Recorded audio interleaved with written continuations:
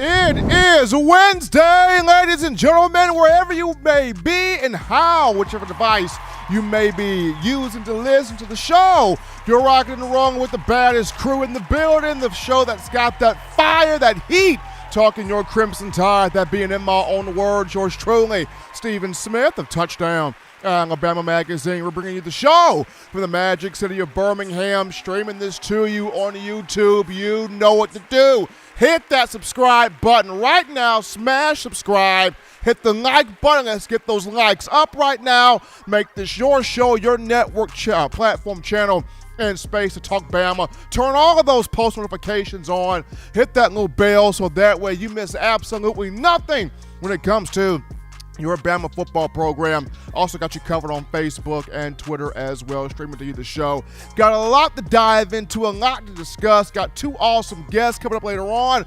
My man Alex Barth covering the New England Patriots for 98.5 The Sports Hub, talking some Mac Jones. Then I got my man Chris Franklin covering the Philadelphia Eagles for NJ.com, talking Jalen Hurts, A.J. Brown, Devontae Smith, and how explosive can this offense really be with one Jalen Hurts? And I want to hear from you guys tonight. You can do that by calling 205-448-1358. Number to call in to let your voice be heard on the show, 205-448-1358. That daily super chat goes $75. Appreciate all of you for the support on your end. And we're getting it right now. Topic number one of the conversation, John Ivory, the transfer portal. That transfer portal is Alabama looking at another receiver? That is the question going on right now. Is Coach Saban looking at another receiver out of that portal? And the receiver that I'm referring to is Jordan Addison, the young man from Pittsburgh, University of Pittsburgh, who put his name in the portal on Tuesday. There were strong rumors that he would put his name in the portal from several various media outlets and people, and the rumors were geared toward major NIL opportunities. Now, USC, the Trojans were the rumored destination for Addison, but what's happening here, a latest report has come out that the young man has been working out with Bryce Young in California. He's in Cali catching passes from Bryce Young, running routes with Bryce Young, working out with the Alabama quarterback and the reigning Heisman Trophy winner. And this got all Alabama fans going, oh my gosh, oh my gosh, oh my gosh. He's working out with Bryce Young. Is this another one? Is this another guy coming to the Crimson Tide? I mean, you know, Bryce Young, not a bad recruiter. Is Bryce Young actively recruiting this young man to Tuscaloosa?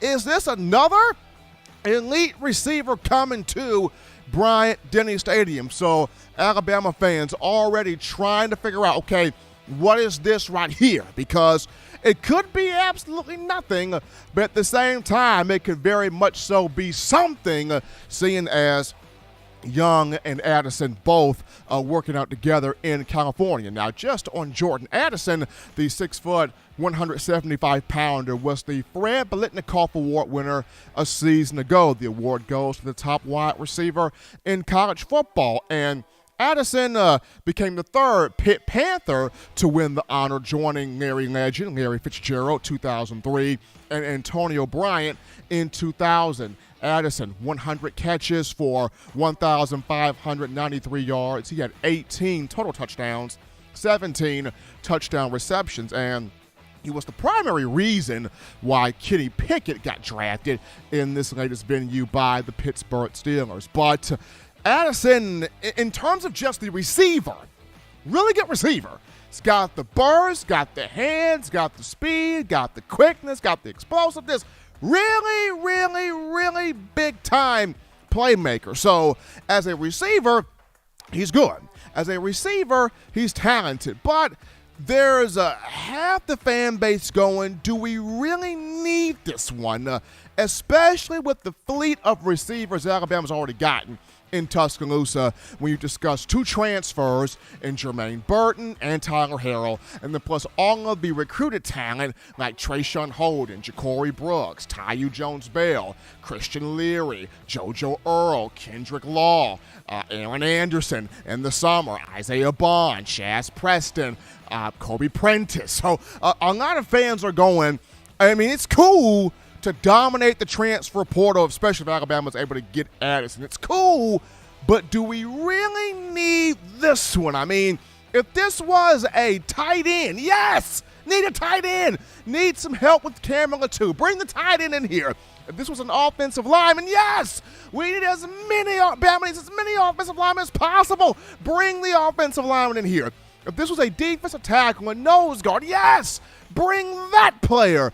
But when you already have a fleet of Lamborghinis, Maseratis, Bugattis, Teslas, BMWs, Mercedes-Benz at wide receiver already at your disposal, do you really need another guy? Because this is where a lot of fans start to wonder, if you bring in an Addison, do you want to risk losing one of the recruits that chose you first, or one of the players that chose you first? Because you gotta think, if Addison comes in here, you could potentially lose 2 or 3 receivers to the portal. I mean, if Addison comes in here, does Tyu Jones-Bell stay?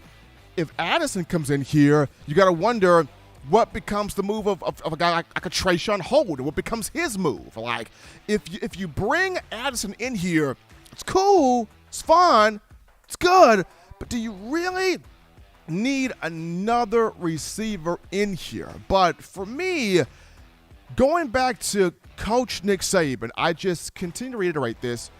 Coach Saban in the national championship game against Georgia, Jamison Williams got hurt. No other receiver had that type of separation ability, that type of elite separation to get away, to free himself from DBs in the way that J-Mo could do.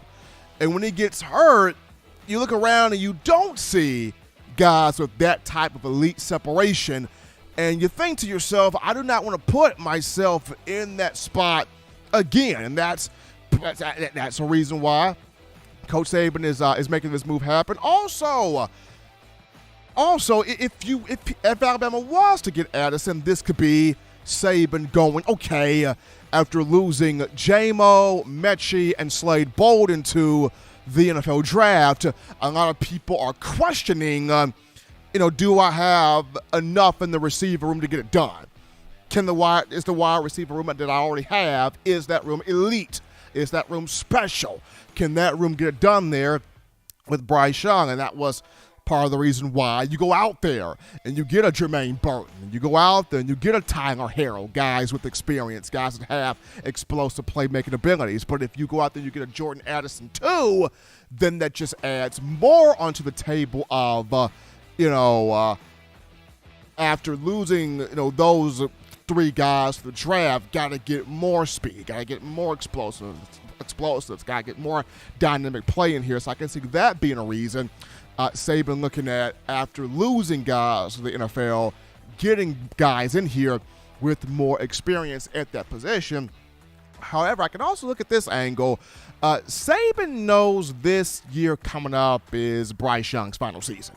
You got so many draft prognosticators having him listed as potentially the number one overall pick in the 2023 NFL draft. This is probably Nick Saban thinking, okay, let me stack the deck full with nothing but talent to help Bryce not only win a national championship as a starting quarterback, but also become the first player since Archie Griffin out of Ohio State in 1974 and 1975 to go back-to-back Heisman trophies here. And then, along with that, helping, Bryce be the number one overall pick here in the 2023 draft venue. So that could also be a thing that from Saban is wanting, Bryce to have all the talent that he can have, especially with this particularly possibly being, his final season with the Crimson Tide. But if those two are not the reasons, then it's kind of weird because, like I said, if this was a offensive lineman, cool. Bama fans would not have that much to say about it. Welcome on in, offensive line, and all the help we can get up front. If this was tight end, cool. A guy that could help out with Cameron Latou. If this was a defensive tackle, somebody on the defensive line, cool. Need somebody that can affect the quarterback, collapse the pocket, stuff the run game, be that guy in the middle that just disrupts everything for opposing offenses. But because this is a receiver in the news, working with one Bryce Young, it'd be cool to get him. It'd be cool to have him. But does Alabama really need another wide receiver? But we're going to go to a break right here, folks, on the show. Don't touch that dial. When we get back, I want to get your thoughts here. Your thoughts, your opinions, your ideas. Do you feel like it'll be good if Alabama were to bring in Jordan Addison here from the transfer portal? We get to you, the fans, after this. You're watching In My Own Words with Stephen M. Smith, brought to you by We Own the Fourth Quarter. Get your four-finger bling necklace today by visiting weownthefourthquarter.com. Throw them foes up. What's up, Bama Nation? This is Rudy Griffin, former Alabama defensive lineman, and you're listening to my guy, Stephen M. Smith, In My Own Words, brought to you by Touchdown Alabama Magazine. Roll Tide, roll! 9 players have teamed up and released the Alabama Team Paper, which is a video yearbook they've put out for sale direct to fans. Now, for the first time, small dollar purchases from the fans can support the players as a group as well as a great cause, because $1 of every subscription payment is donated to the Boys and Girls Club of America. Be a 5-star fan base and support your team and a great cause with Team Paper. Check it out at teampaper.com/Alabama. Remember the taste of Grandma's delicious sweets? Emily's Heirloom Pound Cakes brings back those precious memories with just one bite. Each cake made from scratch. They make the perfect dessert to share with family and friends for any occasion, and ordering is easy. Visit emily'sheirloompoundcakes.com. Click the online store and shop. Then pick up your fresh cake at the kitchen in downtown Homewood. Order yours online at emily'sheirloompoundcakes.com. Emily's Heirloom Pound Cakes, making memories from scratch. Hey, Steven, it's Jamie Wilhelm. I know I don't normally call in. Hey, I wanted to ask you a question. Maybe you could address it on the thing tonight. I know there's a cutoff date to enter the transfer portal, but once you enter the transfer portal before May 1st, is there a drop-dead date that you have to declare what school you're going to by a certain date? With this Addison guy, that's why I'm wondering. I know he entered the transfer portal before May 1st, but I'm wondering, is there a date that he has to decide by on what in terms of what school he's going to go to? Appreciate Jamie Wilhelm for that thought right there on Jordan Addison. Now, I know the deadline to get in the portal was May the 1st. That's the deadline to get in if you want to immediately go somewhere and play without having the waiver and be immediately eligible. Now, Jordan Addison hopped in the portal on Tuesday, that being the 3rd, so he missed the deadline. Now, I don't know if there's a deadline for him to be at a particular school, but if he chooses his school, he may need a waiver. And this is according to several reports, several stories and articles that I've read, whether this has come from Yahoo Sports or ESPN or even the NCAA itself. Because Addison hit the portal 2 days after the deadline, he can still choose his school, but in terms of being immediately eligible to play, he would have to have a waiver. So that's that right there on Jordan Addison. Appreciate Jamie Wilhelm for that thought right there. We're back in from the break on the hottest show on the streets. We're talking your Crimson Tide. Stephen M. Smith in my own words. John Ivory in the production studio. We got some super chats to get to. So how about my man L Bug in the house? Lionel Harris with that $4.99 the super chats. Appreciate Lionel. And Jamie Wilhelm with that $4.99 to his own credit. That daily super chat gold. $75. Appreciate all of you. But we go to the phone lines to grab your calls. The call segment brought to you by the Blue Wrench Gang, 205-448-1358. Number to call in, 205-448-1358. We grab this call here. You're live on the show. How we feeling? State your name and where you calling from.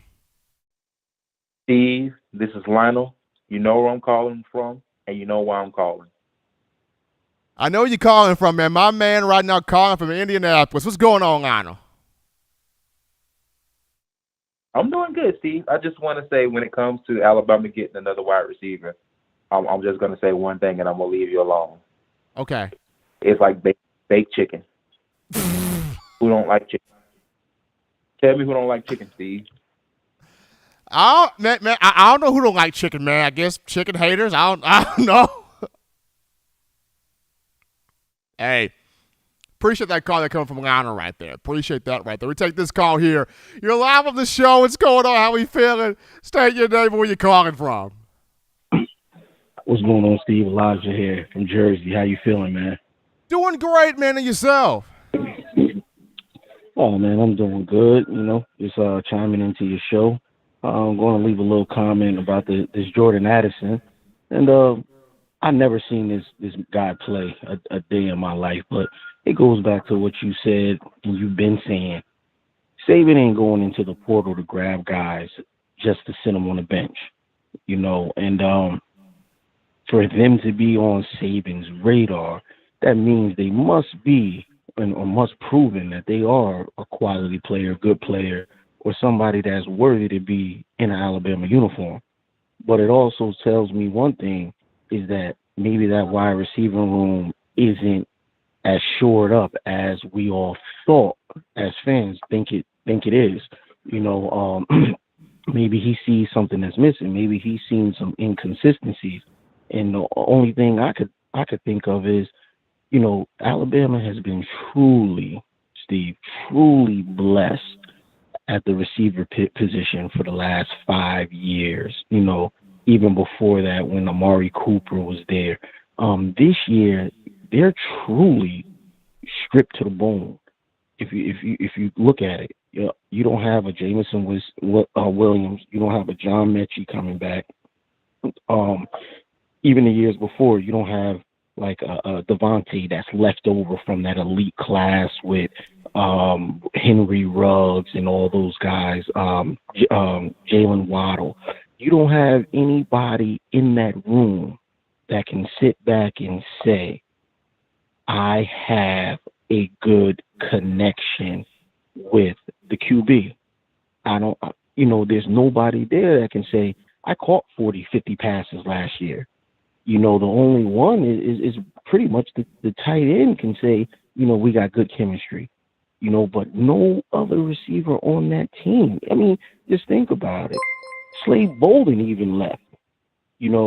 That receiver core is brand spanking new. I mean, Brooks played a little bit, at the tail end of the season, but who has that chemistry with the QB? No one.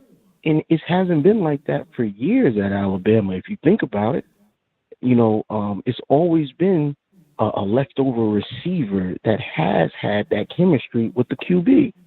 And maybe, Saban is sitting there saying, you know what? We need to be deeper because these guys haven't showed me that it factor. They haven't showed me that this is the go-to guy.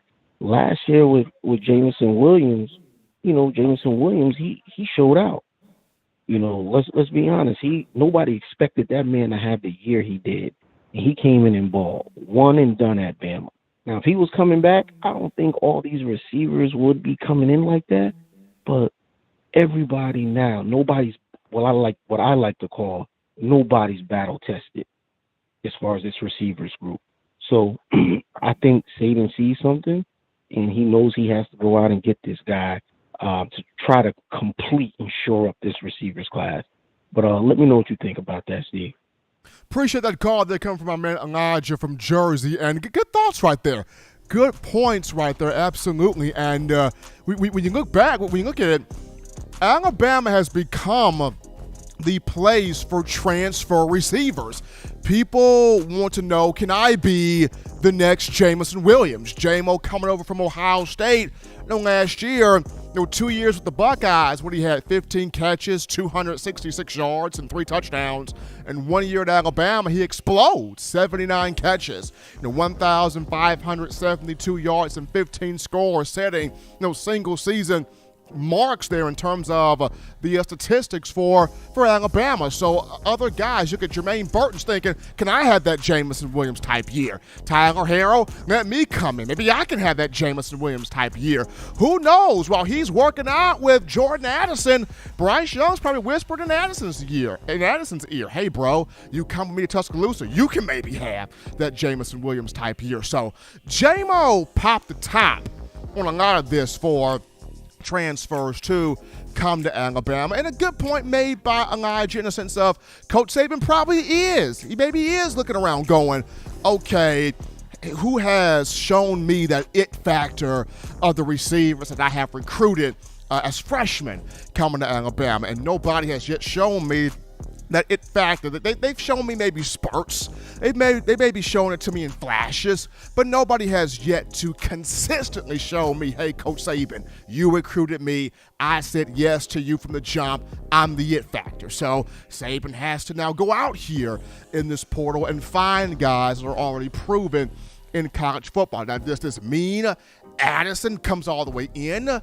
That remains to be seen, but it's very interesting seeing how he's out there in California with Bryce Young, and they're both working out together. So I'm going to continue to follow this storyline here. But guys, shout out the man Jimmy, the bad man Clay. Jimmy Clay, our man, dropping in that $12 donation. The Super Chats, appreciate the love there coming from him. We're going to actually go to a quick topic here, and that goes to John Mechie. And Mechie, very popular wide receiver right now. He's now in 2 professional leagues. He's now in the NFL and the CFL. Mechie, a native of Brampton, Canada. He was second rounder, number 44 overall in the NFL draft, the Houston Texans.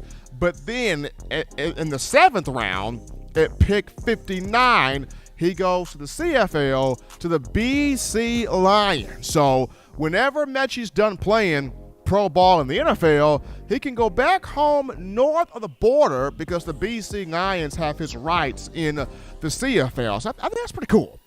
Pretty cool there for Mechie. National champion in 2020, two-time John Cornish Trophy Award winner. And the John Cornish Trophy goes to the Canadian student-athlete that's the most outstanding player in college football. So Mechie won that twice, national champion, two-time SEC champion in 2020 and 2021. So Mechie carved out a nice career in Tuscaloosa, but he is in two different football leagues, in the NFL and the CFL. So big ups there. Best wishes there to one John Mechie. We're going to go to a break here right now on the show. Don't touch that dial, because when we get back, we have our two outstanding guests, Alex Barth to talk Mac Jones and those New England Patriots, and Chris Franklin to talk Jalen Hurts and those Philadelphia Eagles. We get to both gentlemen right after this.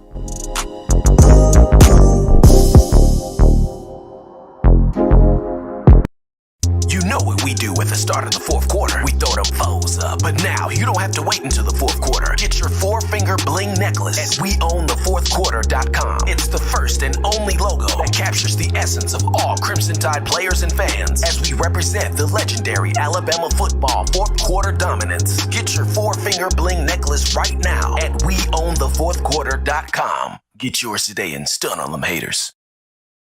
Touchdown Alabama Magazine is Alabama football's premier publication. A subscription to Touchdown Alabama Magazine is the perfect gift for any Alabama fan. For exclusive news and information, recruiting updates, a free annual print magazine, and more, go to touchdownalabama.com and click join. Only $7.95 per month, or pay $74.95 for a full year subscription. That's a yearly saving of $20. Go to touchdownalabama.com today and roll Tide. All right, folks, we're back rocketing here from the break on a Wednesday hump day, number one form for your Bama football news. In my own words, yours truly, Stephen Smith of Touchdown Alabama Magazine, my man John Ivory in the production studio. But right now we go to the In My Own Words hotline. We pick up our first of two amazing guests, the rock star in the building, covering those New England Patriots reporter, sports radio personality for 98.5 The Sports Hub. And he's got the lowdown on Mac 10, Mac Jones. That's none other than my man Alex Barth. Alex, what's going on, man? Glad to have you back, brother. Glad to be back. Good to have you. We kind of missed the Alabama guys during the draft this year here. We got LeBron Ray as a UDFA, but that's it. I know, man, and hoping LeBron Ray can carve him out a spot on this team for the Patriots. But, Alex, you look at this offseason for New England, Mac Jones going into year two after setting some rookie records in his first season in New England, but he's got to go into year two without Josh McDaniels, who's been the longtime offensive coordinator, confidant there in New England, the right-hand man, so to speak, to Bill Belichick. But McDaniels now with the Las Vegas Raiders, how much of a jump could Mac Jones make in year two, even without having Josh McDaniels next to him? I actually wonder if not having Josh McDaniels is going to help him, because last year it really felt like he was fighting it at times. They were running the traditional Patriots offense, and I think now, and some of the personnel moves they've made this offseason suggest this, they may sort of move towards the more Alabama spread offense that Mac Jones ran so well down there. So I'm actually really interested to see what they do. McDaniels had been here for 10 years, 16 the last 20. There really wasn't a lot changing in the offense. Now he's out. A lot of the offensive coaching staff went with him to Las Vegas. There's a lot of new minds in that room. I'm really interested to see if they change things up and really tailor-make this offense for Mac Jones, really, truly build the playbook around Mac Jones' skill set. What's interesting here, Alex, is watching the draft. I know the Patriots got Devontae Parker in free agency, getting him from the Miami Dolphins at receiver, but were you shocked at all by Belichick, after seeing what Mac did in year one, were you shocked at all by Belichick's move to not take a receiver in this draft, despite how deep this draft class was at that position? Well, they took Tyquan Thornton on day two, which some people saw as a reach. I actually think he's a really good fit for Mac. He reminds me a little bit of some of those receivers Mac played with at Alabama, like stylistically, right? So I think between Parker, between Thornton, He gets another year working with Kendrick Bourne, who I thought the two of them just were phenomenal last year. And there's clearly chemistry there. I thought they helped Mac Jones in other ways. They shore up the offensive line with a couple of picks up front. The addition that I'm really excited about is Pierre Strong, the running back. New England loves to throw the ball to their running backs. They lost James White last year. We don't know if he's going to play this year, still kind of dealing with that injury. So I think getting Mac that running back option, that option to throw to out of the backfield is going to go a long way. They had good depth at wide receiver. I don't know if they have the top tier talent you talk about, but I think their depth is pretty good. I think it made more sense to go in other directions, look for other ways to improve the offense and help Mac Jones, and I'd say that's what they did. If you're just checking out the show here on a Wednesday, we got my man, the legend right here, Alex Barth, covering the New England Patriots for 98.5, the Sports Hub. And Alex, as we look at this offseason for Mac, I know he's becoming a pop culture figure now with him getting the name drop there on Family Guy. That was really cool right there. But along with that, I mean, what have you seen this offseason that has you really excited for Mac in terms of year two, whether it's being him working out with receivers, him changing his diet, bulking up the body a bit more? I mean, what has got you excited about the offseason work that, Mac team has put in? So, again, I think just having a full offseason with these receivers, when you're a draft pick, you don't get in until a little later in the program. And then remember, he didn't get the number one reps in training camp last year. That was all Cam Newton. So he's going to get his first full season, full training camp working with the ones. And I think you mentioned kind of his diet too and the way he's going about building his body. You see so many guys in year two just change their physical makeup and they can really take over. It can really change the way they play the game. I think a full year in an NFL weight program is going to do wonders for Mac. I'm excited to see what he looks like come mini camp and training camp. So I would say those two things. There's a lot to be excited about. It's hard to narrow it down, but those two things stand out to me. He is Alex Barth, ladies and gentlemen, covering the New England Patriots for 98.5, the Sports Hub in Boston, breaking down Mac Jones year two. What can we expect to see from the former Alabama quarterback, 2020 Heisman finalist? Alex, as always, man, we appreciate you taking time to be with us. You take care of yourself, my man. We'll see you soon. You too. Talk to you soon. Absolutely, Alex Barth right there. And now we go from one former Alabama quarterback to another former Bama quarterback. We do this by bringing on my man, Chris Franklin, covering the Philadelphia Eagles for NJ News, NewJerseyNews.com. Chris, what's going on, brother? Hey, what's going on, Steven, man? Good talking to you. Football is back, man. It's back, and it's fun being back talking about it. Absolutely. It's fun to have football back in action, man. And for the Eagles, a lot of Eagle fans were very excited. They were very pleased with this draft. A lot of people are high-fiving Howie Roseman, high-fiving Jeff Lurie, high-fiving Nick Sirianni, and whoever else I can high-five in that war room, because instead of drafting a receiver, you go out, you get A.J. Brown in a trade from the Tennessee Titans. Brown and Jalen Hurts have a friendship stemming back to college. I mean, how big was this in your opinion? And do you see this as the Eagles putting Jalen Hurts on the clock with them getting A.J. Brown? I think it is a little bit, especially, well, first off, I'll start with the acquisition of Brown. I think that was huge, especially when you just look at an offense that finished 25th in passing yards per game last year with 200. I think when you look at now that you add Brown to that offense, you already have Devonta Smith, you have tight end Dallas Goedert. Now you have a potential of an explosive offense that not only can stretch the field and keep safeties back, but also help out that run game now, which I think in essence was going to help Hurts as well too. So Hurts has the weapons around him now to make this offense go, and it's just going to be a matter of make sure he proves and he makes his passes, he completes his passes, and he's an accurate passer. Now with this offense here, Chris, you've got Jalen Hurts, you've got Dallas Goedert, you've got A.J. Brown, you've got Devontae Smith, but just centered, and you also got Miles Sanders also as a running back, but centering this completely around Hurts, Devontae Smith, and A.J. Brown. How electric can those three be together when you look at a Philadelphia team that Dallas lost a lot in the offseason, the Cowboys did.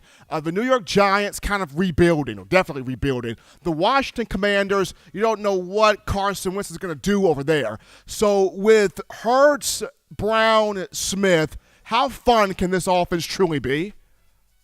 Well, it's huge now because just having Brown on the field, it frees up Devonta Smith because he was getting double teamed a lot last year because they didn't have really another receiving option besides Goddard. And the fact you have all three of them there now, teams can't just go game plan against one guy. You get more space for that offense to run. You're going to get Hurts to go more high percentage throws and basically yards after catch with both those guys. Both Brown and Smith are elusive in the open field. So it could be the potential. This team beforehand, and know they got knocked out in the wild card round last year. This team is actually a legitimate contender now to actually win the NFC East. If you're just tuning into the show, people, we got my man Chris Franklin covering the Philadelphia Eagles for NJ.com. And so, Chris, when you look at just Jalen Hurts here, this is Howie Roseman, Jeff Lurie saying, look, man, we believe in you. The people thought we would trade for Deshaun Watson. We didn't do that. People thought we would trade for Russell Wilson. Didn't do that. People thought we would draft Malik Willis, the young man from Liberty. Didn't do that. We stuck with you. Not only that, we got you more help. We got you more weapons at the receiver position. But do you feel like Hurts can be that guy that can lead Philly to a deep playoff run, potentially to a Super Bowl? Can Jalen Hurts be that guy, especially now when it seems like the front office having that trust or instilling that trust in him? I think right now, I don't see him as a Super Bowl winning quarterback, but I think he's getting there to the point, or he's getting to the point where I think he can be one of the top 4 or 5 quarterbacks in the NFC right now. You see a lot, he brings a lot to the table.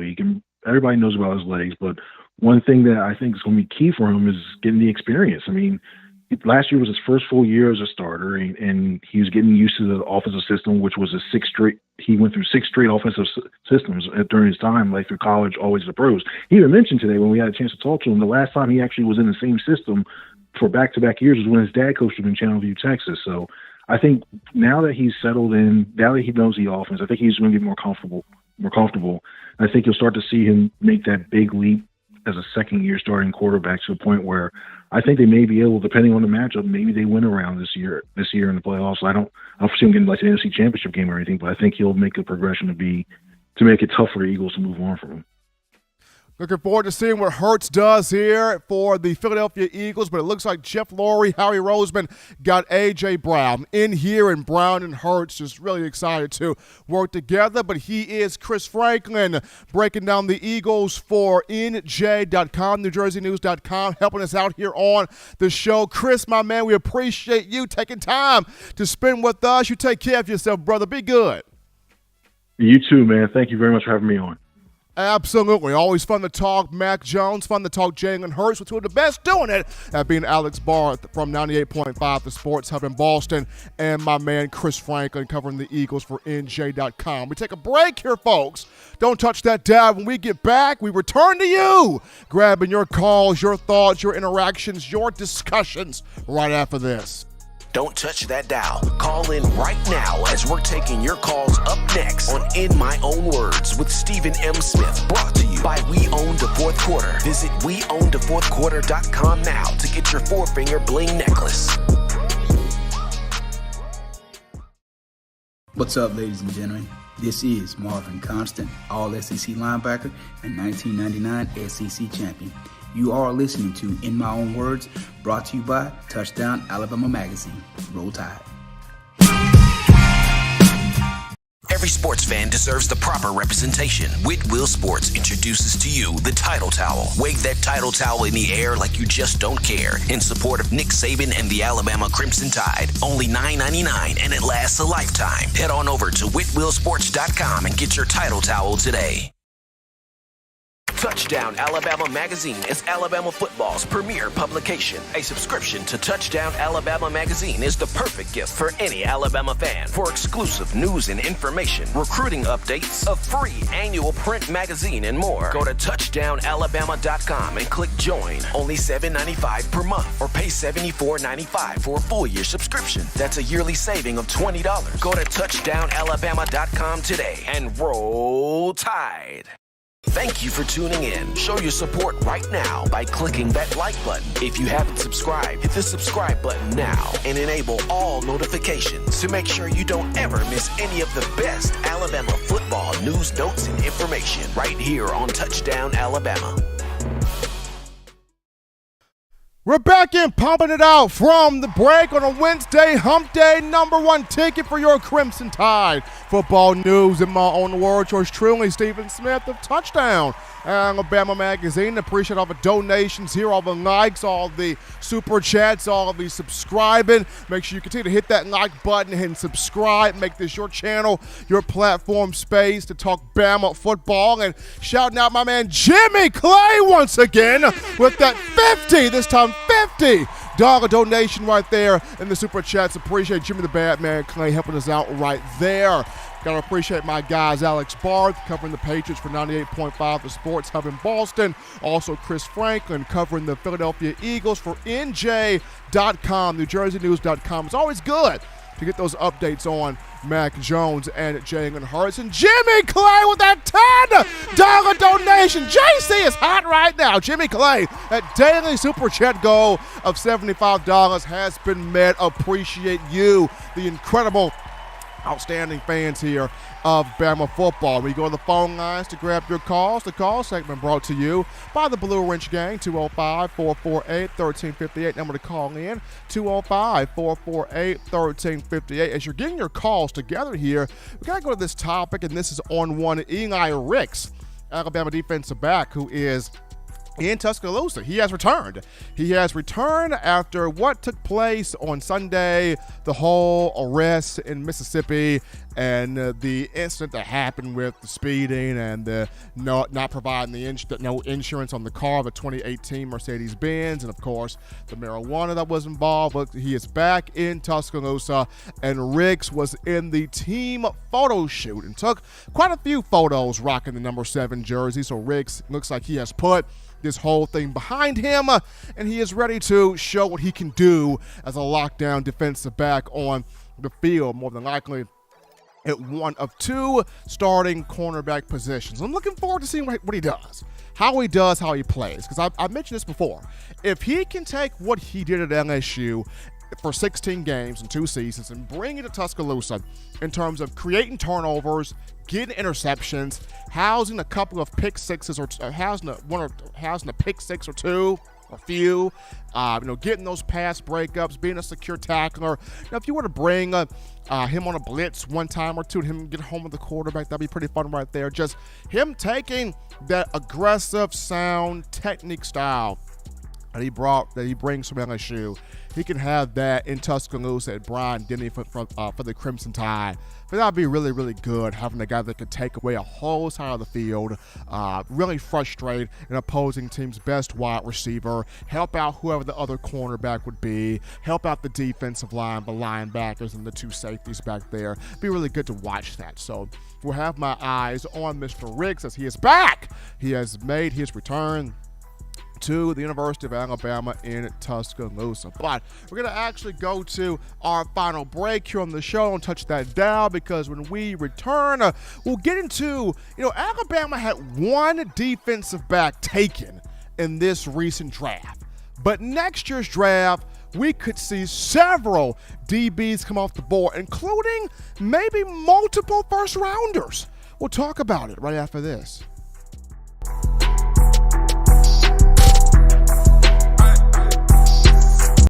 If you're an avid Alabama Crimson Tide fan and you love to flaunt it, then show your Alabama Crimson Tide support by grabbing the All-Bama sneakers. They feature bold Crimson Tide graphics, so no one will be able to question where your allegiance lies. When you add these sweet sneakers to your Alabama Crimson Tide collection, go to STSFootwear.com and use the code TDAlabama for $15 off your purchase. That's code TDAlabama for $15 off your purchase. Go to STSFootwear.com and get your All-Bama sneakers today. Touchdown Alabama Magazine is Alabama football's premier publication. A subscription to Touchdown Alabama Magazine is the perfect gift for any Alabama fan. For exclusive news and information, recruiting updates, a free annual print magazine, and more, go to touchdownalabama.com and click join. Only $7.95 per month, or pay $74.95 for a full year subscription. That's a yearly saving of $20. Go to touchdownalabama.com today and roll Tide. Thank you for tuning in. Show your support right now by clicking that like button. If you haven't subscribed, hit the subscribe button now and enable all notifications to make sure you don't ever miss any of the best Alabama football news news, notes, and information right here on Touchdown Alabama. All right, folks, we're back in here from the break with a number one ticket here for your Crimson Tide football news. Yours truly, Stephen Smith, John Oliver in the production studio. Touchdown Alabama Magazine, bringing you the action right here. Before we get into the final topic of conversation, got to remind you of TDAwear.com. That's TDAwear.com. So for all of your fashion, clothing, swagger, sauce, drip, cultural needs here, check us out right now, TDAwear.com. The link in the description. Do your shopping right there. Get yourself set in summer workouts. Get yourself ready for my SEC Media Days in July.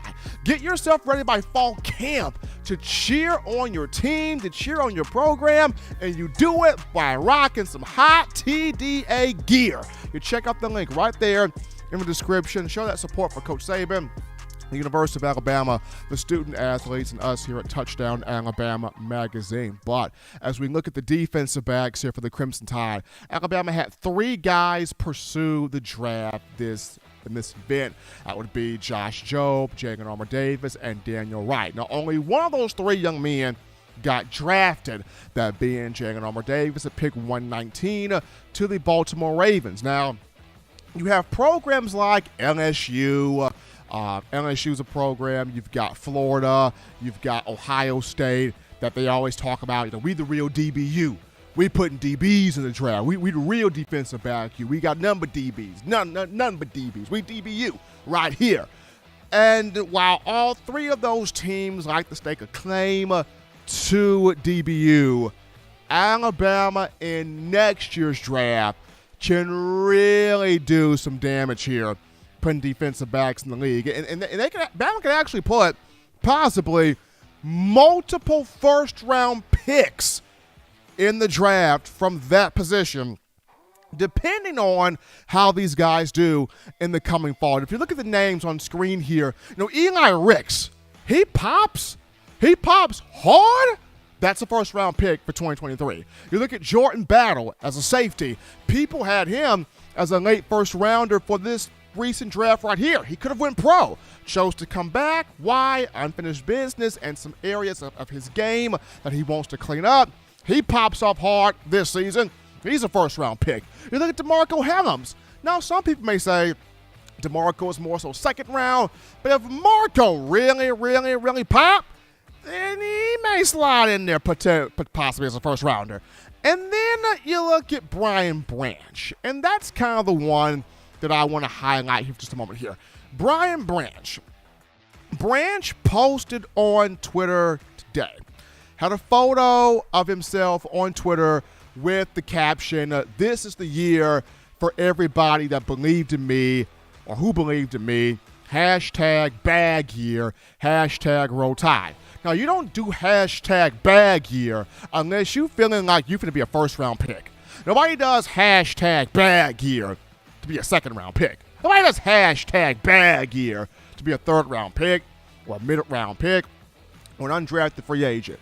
Only time you throw up #bag year is if you know within yourself, buddy boy, I'm going to go first round. I'm getting that first round money. I bust a rhyme, so I'm getting that rap money. I'm getting first round money. And this is what Brian Branch is trying to convey here. And he had a good season last year, especially down the stretch. The last 5 games, Branch was tearing it up. The last 5 games, nobody can mess with that young man. And he ended the season with 55 tackles, 5 of those for loss, a sack, 9 pass breakups, a team high. Really played his best ball at 6 feet, 193 pounds. And his structure, body-wise, he kind of fits the NFL mold today of a either really good free safety or really good slot nickel corner because of his playing style. Loves to tackle, loves to thump, loves to hit, can come on blitzes, can create interceptions, can bat the ball down. You go back and you watch the game against Cincinnati in the Goodyear Cotton Bowl. Branch 14 was all over the field at AT&T Stadium, Arlington, Texas. And then, coming from high school, Sandy Creek High School in Georgia, I think he left as the program's all-time leader for career interception. So, Branch is a big deal. And while I love Malachi more as much as the next guy. And then I really hope Malachi is back on his freshman swagger from 2 years ago when he had for 3 interceptions and the 6 pass breakups. I'm really hoping that for Malachi. But, this past season, Branch kind of showed, hey, I can pop off a bit more. I can pop off a bit more, and I can pop off a bit more consistent.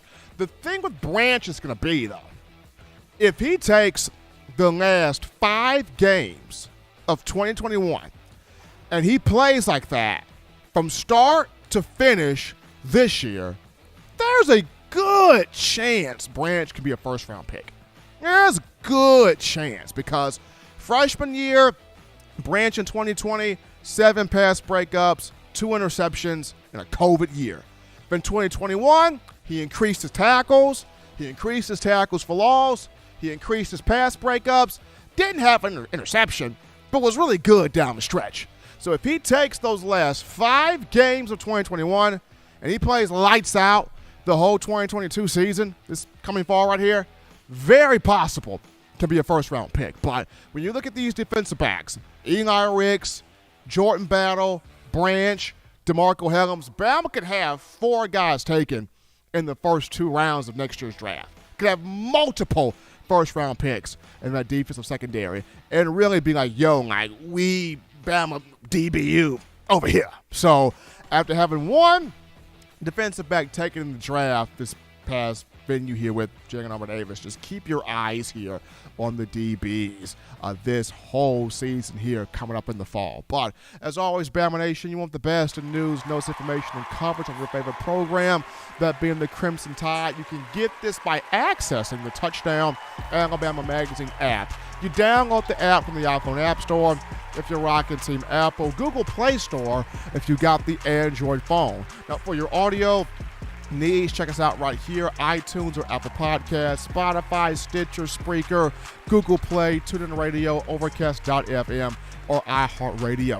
If the good and gracious Lord sees fit, I'll be back on Friday continuing the conversation that is Bama football. Remember, Tide fans, you can do this. You can purchase individual copies of Touchdown Alabama Magazine. Have those sent to your door. That link will be found in the description. If you're trying to get the fresh edition, print edition of TDA the magazine, you go to touchdownalabama.com. You click join, become a member or a subscriber today. That link in the description also.